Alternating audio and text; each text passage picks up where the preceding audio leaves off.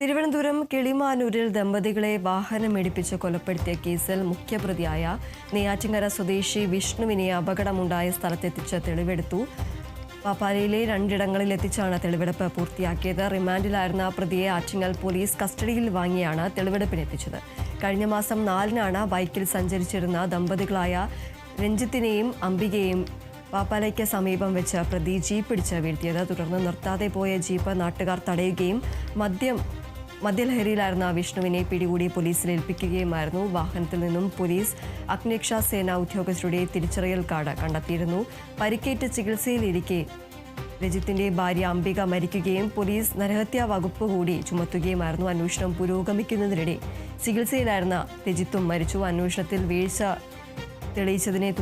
തെളിഞ്ഞതിനെ തുടർന്ന് കിളിമാനൂർ ഇൻസ്പെക്ടർ ഉൾപ്പെടെ 3 പേരെ സസ്പെൻഡ് ചെയ്തിരുന്നു.